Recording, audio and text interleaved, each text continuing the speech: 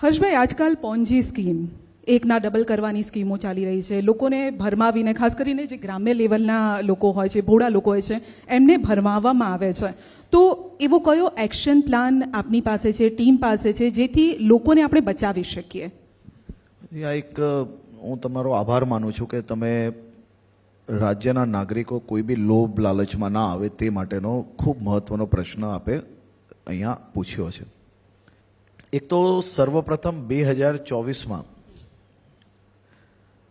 ગુજરાત સરકાર દ્વારા ભૂપેન્દ્રભાઈ પટેલના માર્ગદર્શનમાં કુલ 14 આવી પોન્જી સ્કીમો પર કેસ દાખલ કરવામાં આવ્યા છે અને એના મુખ્યત્વે બધા જ માસ્ટર માઇન્ડોને પકડવામાં સફળતા પ્રાપ્ત થઈ છે. બીજો વિષય કે આવી પોન્જી સ્કીમ્સમાં માત્ર કોઈ ગરીબ માણસ, કોઈ ઓછું ભણેલું કે કોઈ ગામમાં રહેતા જ વ્યક્તિઓ ફસાય છે એવું નથી હોતું. હમણાં જ આપણે સૌ લોકોએ બીઝેડ ગ્રુપ દ્વારા જે હિંમતનગરનો કિસ્સો આપણે સૌએ જોયો, આ પ્રકારની સ્કીમોમાં માત્ર કોઈ ગામનું ઓછું ભણેલા વ્યક્તિઓ ફસાયા છે એવું નથી. જેને ભણાવવાની જવાબદારી છે એવાય લોકો લાલચમાં આવીને આવા લોકોની વાતમાં ક્યાંક ને ક્યાંક ફસાયા હોય છે.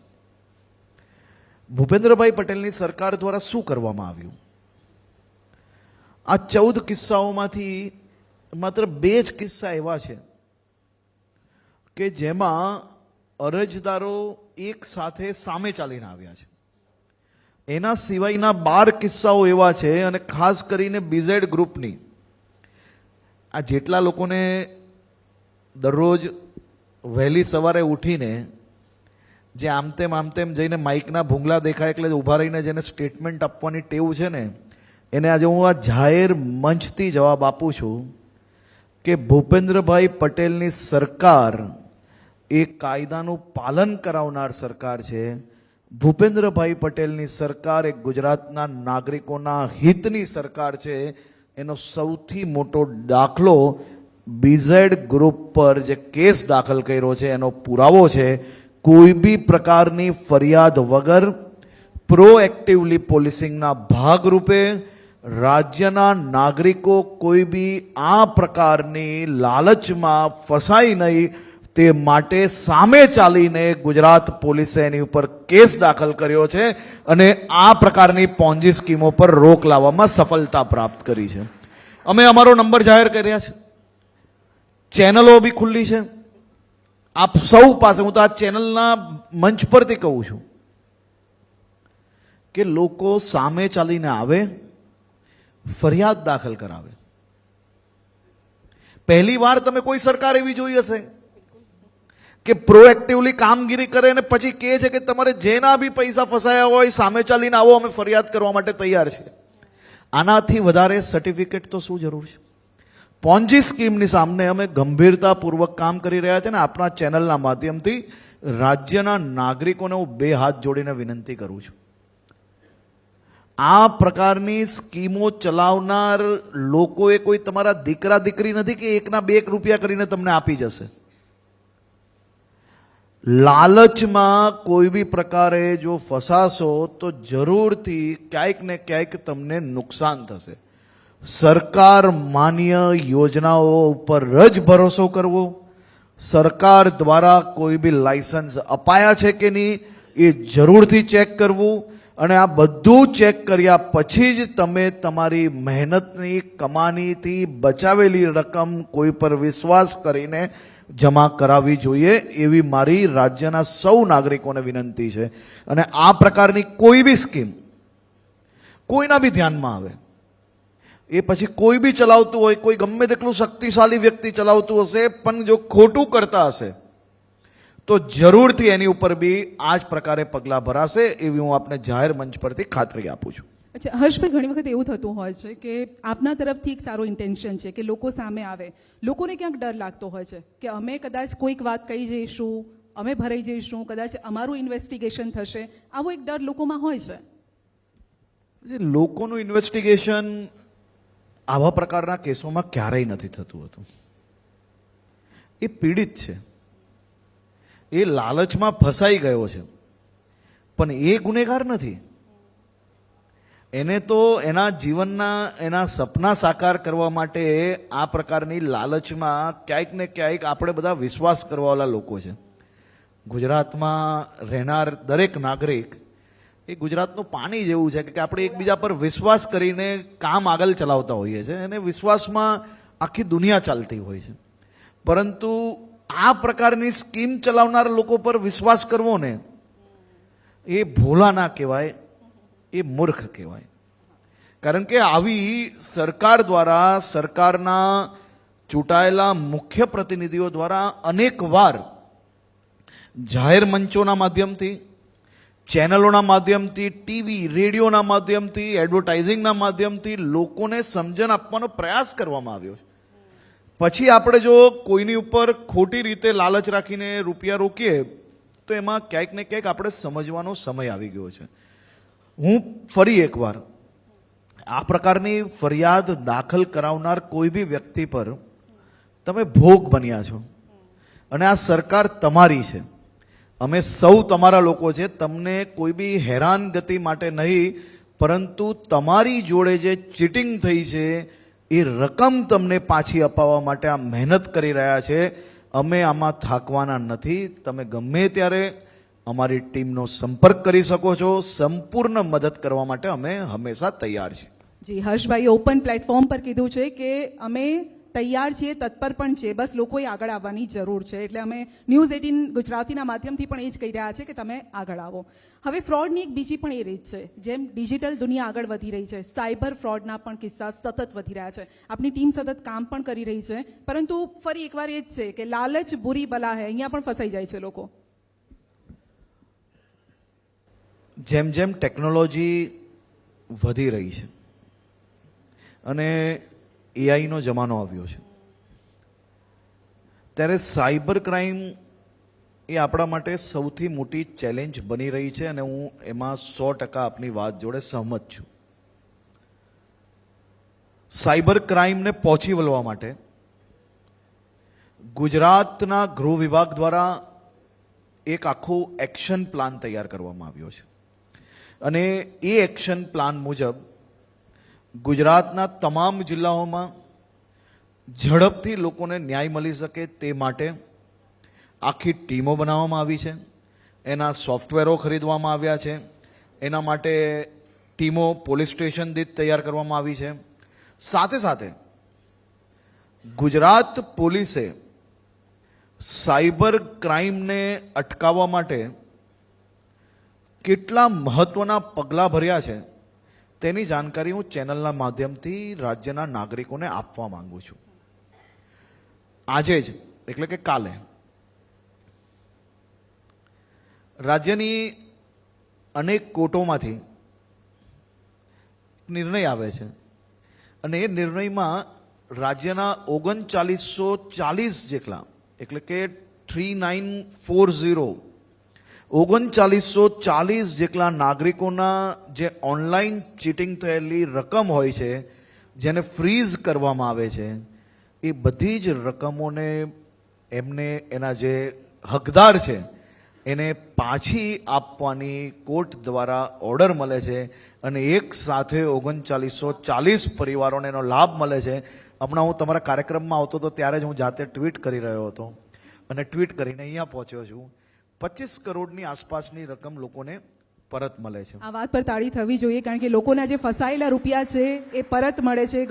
લોકોએ કઈ રીતે મહેનત કરીને દીકરી માટે ભણાવવા માટે અથવા લગ્ન માટે ભેગા કર્યા હશે. ખૂબ ખૂબ અભિનંદન સર. આગળ વધો. આ દેશમાં ગુજરાત એક માત્ર એવું રાજ્ય છે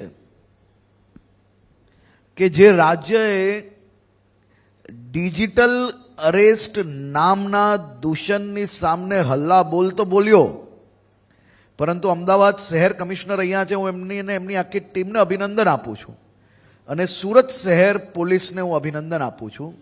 આ બેઉ યુનિટ દ્વારા ખૂબ જ અદ્ભુત કામગીરી કરવામાં આવી. ડિજિટલ અરેસ્ટનું એટલું મોટું રેકેટ તોડવામાં આવ્યું છે અને એ રેકેટ તોડવાના કારણે દેશભરના જો 2 શહેરોના કહું ને તો 1200થી વધારે કેસો ક્લિયર ગુજરાત પોલીસના આ 3 ડિટેક્શનના કારણે દેશભરના 1200 ડિજિટલ અરેસ્ટના જે કેસો થયેલા હતા ને એવા લોકોને ન્યાય મળવાની આશા ખુલી છે. એ કામ કરનાર પોલીસનું નામ છે ગુજરાત પોલીસ. રાજ્યના તમામ નાગરિકોના મનમાં કદાચ સાયબર ક્રાઇમ એટલે ફાઇનાન્શિયલ ક્રાઇમની નજરે જ જોતા હશે. હું થોડો ભાવુક છું.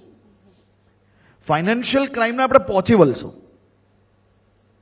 ફાઇનાન્શિયલ ક્રાઇમ કોઈ કરીને જશે તો એને દુનિયાના કોઈ બી ખૂણેથી પકડીને લાવીને લોકોને રૂપિયા પાછા અપાવવા માટે અમે મહેનત કરીશું અને અમને સફળતા બી જરૂરથી પ્રાપ્ત થશે.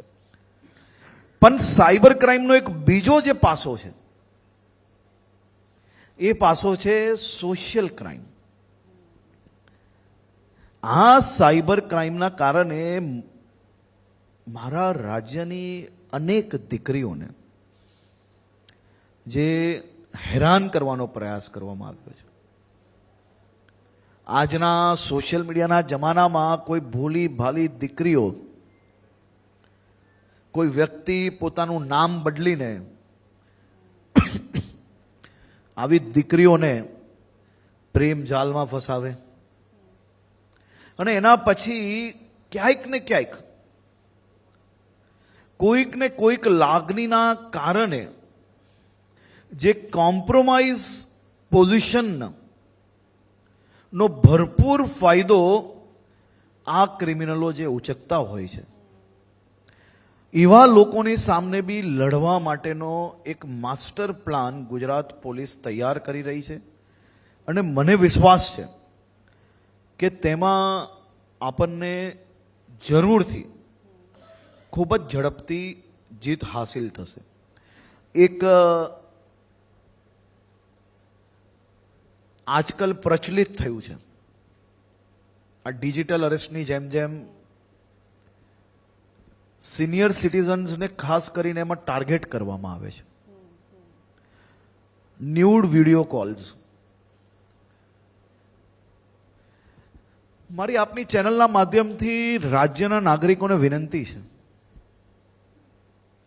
કે તમારી ઉપર કોઈનો ન્યૂડ વિડીયો કોલ આવી જાય અને તમે એના ભોગ બની જાઓ તો સમાજ શું વિચારશે, સમાજ શું બોલશે, એવી દરમાંથી બહાર આવીને સર્વપ્રથમ એવા લોકોને એક બી રૂપિયો ક્યારેય આપવાની જરૂરિયાત નથી.